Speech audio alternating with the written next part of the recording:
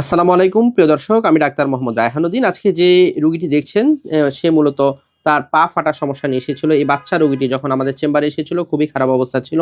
তার পায়ের কন্ডিশনটি এতটাই খারাপ ছিল সে হাঁটতে পারত না ঠিকভাবে এবং পা ফেটে পা ব্যথায় অনেক রক্ত বের হচ্ছিল। সেই অবস্থা থেকে আলহামদুলিল্লাহ এখন অনেকটাই ভালো আছে এবং তার ওই পাটিও দেখতে পাচ্ছেন এই পাটিও আলহামদুলিল্লাহ এখন অনেকটাই ভালো অবস্থা আছে। তার পায়ের কন্ডিশন খুবই খারাপ ছিল, অর্থাৎ সে হাঁটতেই পারত না, এতটা খারাপ অবস্থা ছিল। সেই অবস্থা থেকে সে আলহামদুলিল্লাহ এখন অনেক ভালো আছে এবং শুনবো ওর মুখ থেকেও। কেমন আছো? আলহামদুলিল্লাহ ভালো আছি। আলহামদুলিল্লাহ। জি, যখন এসেছিলে কি অবস্থা ছিল মনে আছে নিশ্চয়ই, তাই না? জি। ব্যথা ছিল তখন? জি। এখন কি কোনো ব্যথা হয়? জি না। এখন কোনো ব্যথা হচ্ছে না, এখন চুলকাচ্ছে না তো, না? হাঁটতে অসুবিধা হয় না তো এখন? জি না। ওনাকে যিনি নিয়ে আসেন সবসময় শুনবো ওনার মুখ থেকে। কেমন আছেন? আলহামদুলিল্লাহ ভালো। আলহামদুলিল্লাহ। যখন নিয়ে এসেছিলেন মনে আছে নিশ্চয়ই আপনার যে রোগীটি কি অবস্থা ছিল ওনার? ওর পা গোড়ালি ফেটেছিল, সমগ্র পাই ফেটে গেছিল, রক্ত বেরিত, হাঁটতে পারতো না। সিরিয়াস কন্ডিশন থেকে নিয়ে আসা। আলহামদুলিল্লাহ সেই অবস্থা থেকে এখন তো ভালো আছে, তাই না? এখন হাঁটাচলা করতে অসুবিধা হচ্ছে না তো? এবং এখন যে পরিবর্তনটি দেখছেন তা দেখে ভালো লাগছে তো? না, এখন হাঁটাচলা করতে অসুবিধা হচ্ছে না, আলহামদুলিল্লাহ। আগে থেকে এখন ইমপ্রুভমেন্ট দেখে আমরা মোটামুটি স্যাটিসফাইড। আলহামদুলিল্লাহ। শুনবো ওর বাবা থেকে। ওর বাবা ছিল না অবশ্যই। ওর বাবা যখন ওকে নিয়ে আসে, আপনি তো প্রবাসে থাকেন, তাই না?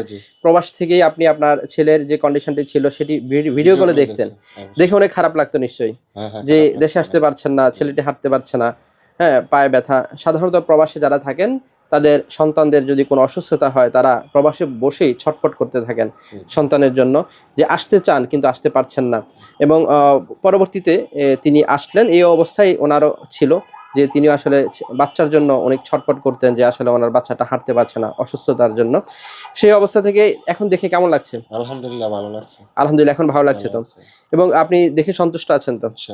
আলহামদুলিল্লাহ। প্রিয় দর্শক, যারা এই ধরনের সমস্যাগুলোর ভুগে থাকেন সঠিক চিকিৎসার মাধ্যমে ভালো ফলাফল পাওয়া সম্ভব। প্রিয় দর্শক, এই শীতের সময় অনেকেরই পা ফেটে যাচ্ছে, সেই ক্ষেত্রে অবশ্যই বদ্ধ জুতা পরিধান করতে হবে, সব সময় মোজা পরিধান করতে হবে এবং ভ্যাসলিন ঘন ঘন, অর্থাৎ প্রতিদিন কয়েকবার করে ভ্যাসলিন ব্যবহার করা উচিত এবং বেশি বেশি পরিমাণ ময়েশ্চারাইজার ব্যবহার করা উচিত।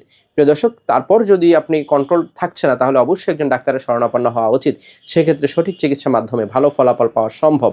সকলকে ধন্যবাদ জানিয়ে শেষ করছি। আসসালামু আলাইকুম।